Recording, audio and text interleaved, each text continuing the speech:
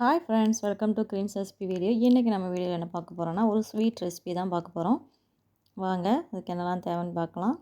அதுக்கு 1 cup maida and 1 cup கோதுமை மாவு.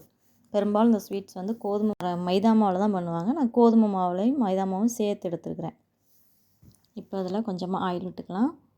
அப்புறம் கொஞ்சமாக சால்ட்டு, ஒரு 1/4 டீஸ்பூன் அளவுக்கு சோடா உப்பு சேர்த்துக்கோங்க. சேர்த்துட்டு ஃபஸ்ட்டு மாவை வந்துட்டு ட்ரையாக மிக்ஸ் பண்ணுங்கள். மிக்ஸ் பண்ணிவிட்டு அப்புறமா தண்ணி ஊற்றிட்டு நல்லா பிசைஞ்சு கொடுங்க. பிசைஞ்சிட்டு மாவை நல்லா பிசைஞ்சு வச்சதும் அதில் கொஞ்சமாக ஆயில் விட்டுக்கோங்க. ஆயில் விட்டுட்டு அதை நல்லா ஒரு 15 மினிட்ஸ்க்கு அப்படியே விட்டுருங்க. அப்படியே இருக்கட்டும். இந்த மாதிரி பிசைஞ்சு எடுத்து வச்சுக்கோங்க.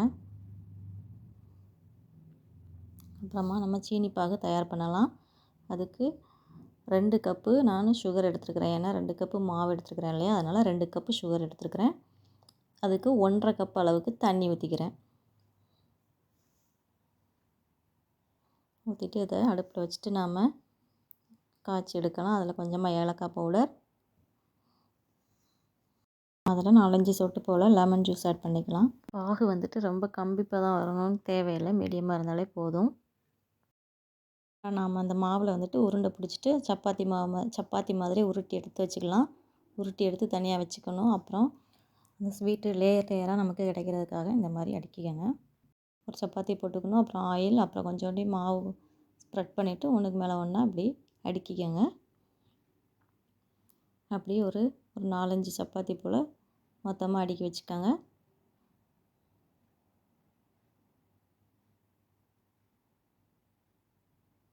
அப்புறமா கொஞ்சம் நல்லா இந்த மாதிரி ரோல் பண்ணி விட்டுக்கோங்க. இந்த மாதிரி ரோல் பண்ணிவிட்டு சப்போஸ் அது பிரிஞ்சு வந்தது அப்படின்னா லைட்டாக கொஞ்சமாக தண்ணி விட்டு அதை ஸ்டிக் பண்ணிக்கோங்க. அப்புறமா இதை பீஸாக நாம் இந்த மாதிரி கட் பண்ணி எடுத்துக்கலாம். பாருங்கள், இந்த மாதிரி வச்சுக்கலாம்.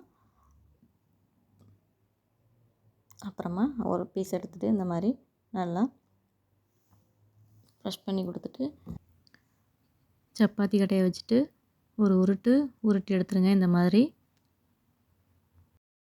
உருட்டி எடுத்துட்டு அப்புறமா நம்ம ஆயிலில் போட்டு ஃப்ரை பண்ணி எடுக்கலாம். பாருங்கள், ரொம்ப கருகி விட்டுறக்கூடாது. கரிஞ்சால் கலர் சேஞ்ச் ஆகிரும். ஆல்ரெடி நம்ம வந்துட்டு கோதுமை மாவு யூஸ் பண்ணியிருக்கிறதுனால கலர் வந்துட்டு கொஞ்சம் டார்க்காக தான் இருக்கும். இதே மைதா மாவு யூஸ் பண்ணோன்னா கொஞ்சம் ஒயிட் கலரில் இருக்கும். இது வந்து லைட்டாக ப்ரௌன் கலரில் தான் இருக்கும். ஆனால் டேஸ்ட் வந்துட்டு ரொம்பவுமே சூப்பராக இருக்கும்.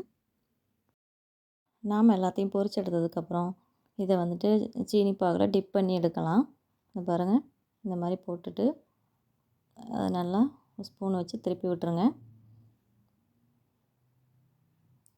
திருப்பிட்டு நம்ம தனியாக எடுத்து வச்சுக்கலாம். மறுபடியும் இதே மாதிரி இருக்கிற எல்லாத்தையுமே நம்ம சீனி பாகில் போட்டு எடுத்துருவோம். அவ்வளோதான், நம்மளோட சூப்பரான ஸ்வீட்ஸு தயாராகிட்டு. இது வந்துட்டு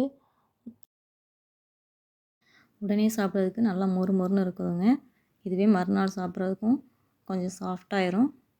அந்த சீனி பாகில் ஊறி நல்ல ஒரு ஸ்வீட்னஸோடு சூப்பராக இருக்குங்க.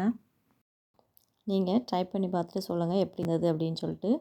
டேஸ்ட்டு ரொம்ப சூப்பராக இருந்ததுங்க. நீங்களும் ட்ரை பண்ணி வீட்டில் செஞ்சு என்ஜாய் பண்ணுங்கள். பாய் மக்களே. பாய், see you, thank you. இந்த வீடியோ உங்களுக்கு பிடிச்சிருந்தால் லைக் பண்ணுங்கள், ஷேர் பண்ணுங்கள், சப்ஸ்கிரைப் பண்ணுங்கள், சப்போர்ட் பண்ணுங்கள். பாய்.